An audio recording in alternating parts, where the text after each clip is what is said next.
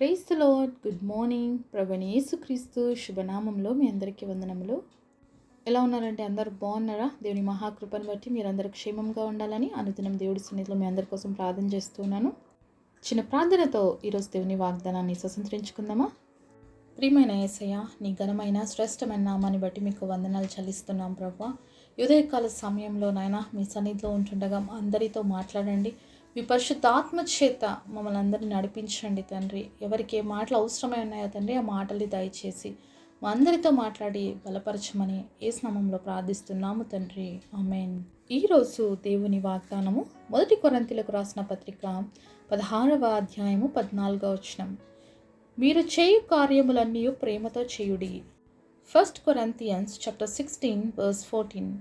Let all your things be done with charity. దేవుడు ఇచ్చినటువంటి అద్భుతమైన వాగ్దానం మనందరి జీవితంలో నెరవేర్చబడను కాక. ఆమేన్. మరి దేవుడు ఈరోజు ఇచ్చిన ఈ ప్రామిస్ ఎంతమందికి ఈజీ అనిపిస్తుందండి? మరి ప్రతిదీ కూడా దేవుడు ఏం చెప్తుంది తెలుసా? ప్రేమతో చేయండి అంటున్నాడు. మరి ప్రేమతో చేయడం ఈజీ అంటారా, కష్టం అంటారా? మన శక్తి చేత, మన బలము చేత ప్రతి కార్యాన్ని ప్రేమతో చేయడం అనేది నిజంగా అంటే చాలా కష్టం, చాలా డిఫికల్టీ. కానీ చాలా ఈజీ ఎప్పుడు తెలుసా? యేసయ్య ప్రేమతో చేయగలిగినప్పుడు మాత్రం ఇది చాలా ఈజీ అని చెప్పచ్చు. ఈ ప్రేమ అనేది తెలుగులో అయితే 2 పదాలు, ఇంగ్లీష్లో అయితే 4 వర్డ్స్ వస్తాయి కదండి. అయితే ఎంత డిఫికల్ట్ అంటే చాలా కష్టం.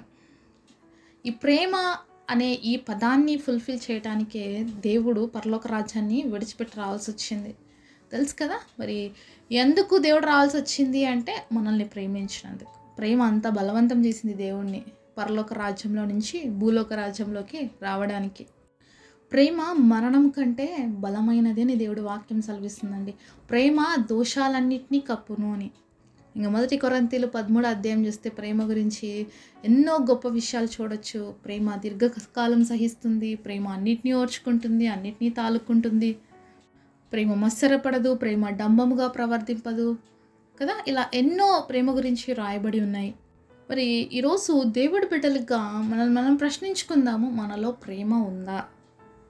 ఎందుకు లేదండి, మాకు చాలా ప్రేమ ఉంది అని అనుకుంటున్నాం కదండి. ఉందా? నిజంగానే ఉందా?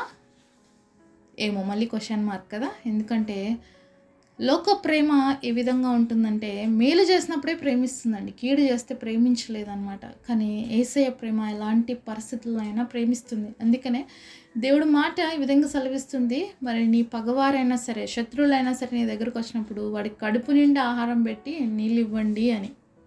అప్పుడు నువ్వు ఏం చేసినట్లు వాళ్ళకి తల మీద నిప్పులు కుప్ప పోసిన వాళ్ళు అవుతారు అని. నిజం చెప్పండి, అవుతుందా మన వల్ల ఇలాగా?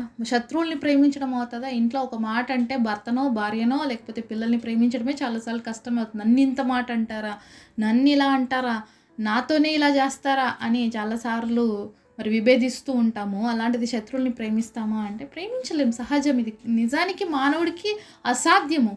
కానీ ఒక్క ప్రేమతో సాధ్యం, అది క్రీస్తు ప్రేమతో. దేవుడు ప్రేమ చేత మనము నింపబడితేనండి ఎవరినైనా ప్రేమిస్తాం. దానికి మదర్ తెరీసా ఒక గొప్ప చిహ్నంగా చెప్పచ్చు. తన ప్రాంతాన్ని, తన దేశాన్ని విడిచిపెట్టి వచ్చి భారతదేశానికి వచ్చి సేవ చేసిందండి.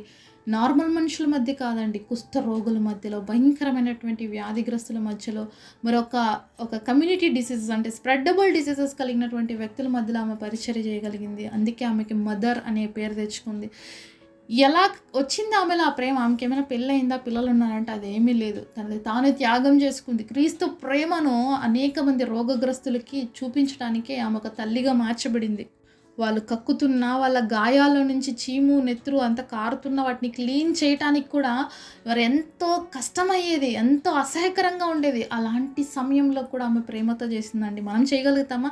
మరి అందుకనే ఆ దేవుడు మాట ఇంత ఖచ్చితంగా చెప్తుంది. ఎందుకు అంటే మీరు చేసే ప్రతి కార్యంలో కూడా ప్రేమతో చేయండి అని అంటున్నాడు అనమాట. అంటే ఆమె విసుక్కోవాల్సిన సమయంలో కూడా, అసహించుకోవాల్సిన సమయంలో కూడా తను ప్రేమించగలిగింది. ఎందుకు తెలుసా? అలా క్లీన్ చేస్తున్నప్పుడు, వాళ్ళని చూస్తున్నప్పుడు మనుషుల్ని చూడలేదంట, తను దేవుని చూసిందంట. నా దేవుడికి నేను చేస్తున్నాను అని ప్రేమతో చేసింది కాబట్టి అంత గొప్ప కార్యాలు చేయగలిగింది. ఈరోజు మనకు కూడా అలాంటి ప్రేమ మన హృదయాల్లో నింపబడాలి అంటే యేసయ్యని మనం కూడా కలిగి జీవించాలండి. దేవుడికి కూడా త్యాగం చేయాల్సి వచ్చింది మానవుని ప్రేమించడానికి. మరి ప్రేమ అంటే త్యాగం. ప్రేమ అంటే మరి ఏదో చూపించుకునేది కాదండి, మాటలతో ఎక్స్ప్రెస్ చేసేది కాదు. ప్రేమ అనేది త్యాగం. ఒక వ్యక్తిని ప్రేమించాలన్నా, ఒక వ్యక్తి చేత ప్రేమించబడాలి అన్నా కూడా త్యాగం ఉండాలి. ఈరోజు భార్యాభర్తలుగా ఎన్నో త్యాగాలు చేసుకుంటున్నారు కాబట్టి వాళ్ళు భార్యాభర్తలు అయి కలిసి ఉంటున్నారండి. త్యాగం లేకుండా ఏ భార్యాభర్తలు కలిసి ఉండలేరు. త్యాగం లేకుండా, మరి క్రీస్తు ప్రేమ లేకుండా మరి వైవాహిక జీవితంలో కూడా కొనసాగించబడడం అనేది చాలా కష్టం. ఎందుకంటే ప్రేమ అన్నిటినీ సహిస్తుంది, ప్రేమ అన్నిటినీ ఓర్చుకుంటుంది. ఇదే అన్నమాట. కాబట్టి ప్రేమ కలిగి ఉంటే అన్నిటినీ సహించుకోవాలి, అన్నిటినీ ఓర్చుకోవాలి. కానీ ఈరోజు అలా లేదండి, క్వైట్ ఆపోజిట్గా ఉంది. నేనెందుకు వినాలి, నేనెందుకు చేయాలి, నేనెందుకు తగ్గించుకోవాలి, ఇలాంటి మనస్తత్వాలే అందరిలో ఎక్కువగా కనిపిస్తున్నాయి. ఈగో అనేది ఎక్కువైపోయింది. అందుకనే మనుషులు ఇండ్లల్లో కాదు, కోర్టు కేసులలో తిరుగుతున్నారండి. మరి సంపాదించి కష్టార్జితం అంతా కూడా మరి భార్య పిల్లలతో తిని ఎంజాయ్ చేయాల్సినటువంటి పరిస్థితులు లేకోకుండా కోర్టుల చుట్టూ, లాయర్ల చుట్టూ, జడ్జి చుట్టూ, పోలీసుల చుట్టూ తిరిగేటువంటి పరిస్థితులు వచ్చాయండి. కాబట్టి ఒక్కసారి మనల్ని మనం పరీక్షించుకుందాం. ఈరోజు దేవుడు ప్రేమ మనలో ఉందా? దేవుడు ప్రేమ అన్నిటినీ ఓర్చుకుంటుందంట, అన్ని కార్యాల్లో కూడా ప్రేమను చూపించగలుగుతుందంట. ఈరోజు ఆ ప్రేమ మనలో ఉందా? ఆ త్యాగపూరితమైన ప్రేమ మనలో కనిపిస్తుందా? ఒక పక్క హింసించబడుతూ, ద్వేషించబడుతూ, అవమానించబడుతూ కూడా కల్వరి శిలువలో క్షమించినటువంటి యేసయ్య ప్రేమ మనలో ఉందా? ఒకవేళ లేకపోతే ఈరోజు ఆ ప్రేమను కలిగి జీవించడానికి దేవుడి సన్నిధిలో మనం ప్రార్థన చేద్దామండి. మన దేవుడు ఎంతటి కఠినులైనా కూడా మార్చివేసే దేవుడు, ఎంతటి పాపాత్ములైనా కూడా పరిశుద్ధులుగా చేయడానికి ఆయనకు శక్తివంతుడు. ప్రేమ లేని హృదయాన్ని, రాతిని సైతం ప్రేమతో కదిలింపజేసే దేవుడు అండి మన దేవుడు. అంత శక్తివంతుడైనటువంటి దేవుడు. బండలాంటి హృదయాల్ని సైతము ఆయన మాటలు పిండిగా చేస్తాయండి. ఆయన మాటలు మరి యొక్క రాతి హృదయాన్ని సహితము మాంసపు హృదయంగా మార్చగలిగినటువంటి శక్తివంతమైనటువంటి మాటలండి దేవుడి మాటలు. కాబట్టి దేవుడి మాటలు మన జీవితంలో కలిగినప్పుడు, దేవుడి మాటలు మనం వింటున్నప్పుడు మన హృదయాలు ప్రేమతో నింపబడతాయి.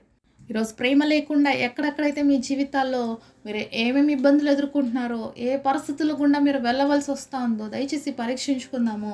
ప్రేమ లేకపోతే నేను వ్యర్థుడనే అంటాడు అపోస్తలుడైన పౌలు. నాకు ఎన్ని ఉన్నానో, నేను భాషల్లో మాట్లాడగలిగి ఉండొచ్చు, నాకు ఎన్నో తలాంతులు ఉండొచ్చు, నా దగ్గర ఎంతో డబ్బు ఉండొచ్చు, నా దగ్గర ఎంతో పేరు ప్రఖ్యాతులు కలిగి ఉండొచ్చు, ఇవన్నీ ఉన్నప్పటికీ కూడా ప్రేమ లేకపోతే నేను వ్యర్థుడను.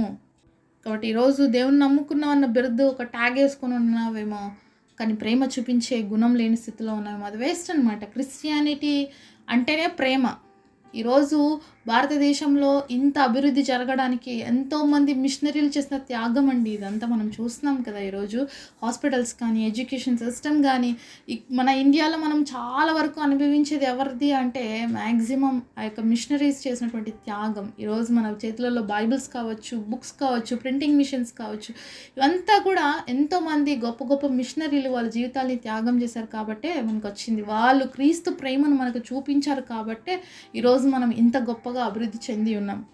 మరి ఎక్కడి దేశం వాళ్ళు అన్ని పరిస్థితులను ఓర్చుకొని భారతదేశంలో ఉండి క్రీస్తు ప్రేమను అనేకులకి ప్రకటించారు, క్రీస్తు ప్రేమను అనేక మందికి చూపించారు. అలాంటిది దేవుని బిడ్డలుగా, వివాహాలు చేసుకున్నటువంటి వ్యక్తులుగా కుటుంబ జీవితంలో ప్రేమ చూపించలేకపోతే మనం ఎందుకండి ఇంకా? కాబట్టి ఏ పరిస్థితులైనా కూడా మనం ప్రేమ చూపించే వారిగా మార్చబడాలి, ప్రేమించగలిగే వారుగా ఉండాలి అంటే అది క్రీస్తు ప్రేమతోనే సాధ్యమవుతుంది. మనంతకు మనంగా ఎంత ప్రయత్నం చేసినా అవ్వదండి. ఎందుకంటే మానవులమైనటువంటి మనం మన సుశక్తి చేత ఎంతగా ప్రయత్నం చేసినా దాంట్లో సఫలత అనేది మనం చూడలేం. మరి యేసయ్యతో పాటు మన యొక్క ప్రయాణం సాగిందనుకోండి, యేసయ్యతో పాటు మనం నడిచామనుకోండి, తప్పకుండా మన జీవితాలు ఏ విధంగా మార్చబడతాయి? యేసయ్యలాగా మార్చబడతాయి. మరి త్యాగపూరితమైనటువంటి ప్రేమతో మనం కూడా నింపబడతాము.